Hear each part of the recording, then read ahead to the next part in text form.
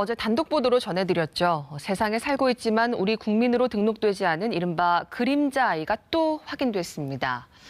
얼마 전 제주에 이어 서울에서도 출생 신고 없이 13년을 살아온 어린이가 확인된 건데요. 병원이 지자체에 출생 사실을 바로 통보하는 대안이 제시됐고 법 개정안도 나왔지만 아직 시행되지 못하고 있습니다. 정지주 기자가 살펴봤습니다. 아기가 태어나면 부모는 출생 신고를 해야 합니다. 그래야 주민등록번호를 받고요. 어엿한 대한민국 국민으로 살아가게 됩니다. 아기 출생일로부터 한 달 안에 해야 합니다. 만약에 그거 넘기면요 과태료 5만 원이 부과됩니다. 그런데 출생 신고 없이 살아가는 아이들이 있습니다. 심할 경우 그 상태로 10대, 20대가 되기도 합니다. 60대 남성 한 명이 경찰서를 찾아왔습니다. 사실혼 관계인 여성이 가출을 했다. 아이가 한 명 있는데 출생 신고가 안 됐다는 겁니다. 어머니로 추정되는 여성이 집을 나가버려서 피해아동 혼자 있고.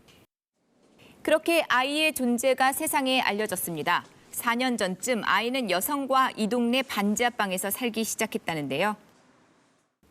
보증금이 425만 원씩 냈었는데 언제부터인가 방세를 안 주더라고. 내가 일을 못해서 그렇다는 식으로 얘기를 하고. 1년 반 가까이 월세가 밀렸습니다. 집주인이 퇴거를 통보하자 여성은 아이만 남긴 채 지난해 10월에 집을 나갔다죠. 그렇게 몇 달을 아이 혼자서 지내온 겁니다. 이 어린이가 알고 있는 생년월일대로라면요 13살, 그러니까 초등학교 6학년 나이입니다. 하지만은 학교에 다닌 적은 없다죠. 관할구청과 경찰이 아이와 면담을 했는데요. 친구 없이 대부분 집에서 보냈고요. 주로 유튜브 등을 보면서 시간을 보냈다고 말했다죠. 학대 정황은 없어 보이고요. 건강 상태도 비교적 양호했습니다. 한글을 읽을 수는 있지만 쓰는 거는 다소 어려워했다는데요.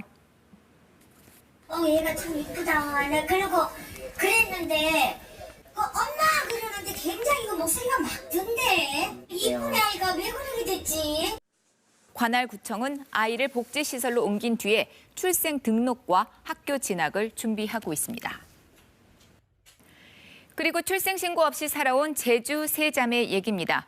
98년생인 큰언니, 2000년생인 둘째, 그리고 막내는 2004년생입니다. 정규 교육 못 받았습니다. 책과 인터넷, 그리고 교육방송 프로그램 통해서 공부를 해왔고요. 병원 진료나 치료도 받은 적이 없다는데요. 이들의 존재는 어머니 A씨가 혼인신고 없이 사실혼 관계로 살아온 아버지에 대한 사망신고를 하는 과정에서 드러났습니다.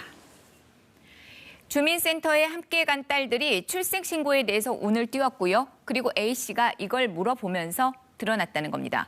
사실 딸들은 주민번호가 없어서 검정고시 응시도 못했고요. 사회생활도 힘들어서 출생신고를 요구해 왔다는 게 경찰 조사로 드러나기도 했는데요.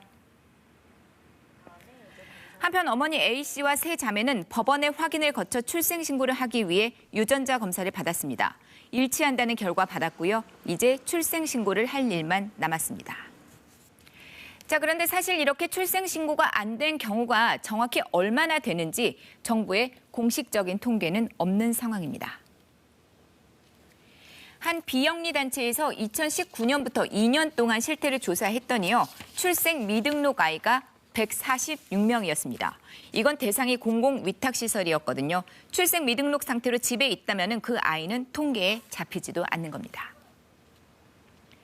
그래서 출생 통보제라는 게 대안으로 제시되고 있습니다. 병원에서 아이가 태어나면요, 바로 이 사실이 지자체에 통보가 되는 겁니다.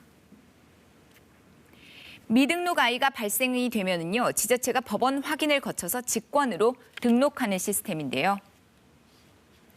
이 같은 내용을 담은 관련법 개정안이 지난해 6월에 입법 예고가 됐습니다만은 이런저런 이유로 시행되지는 못하고 있습니다. KBS 뉴스 정지주입니다.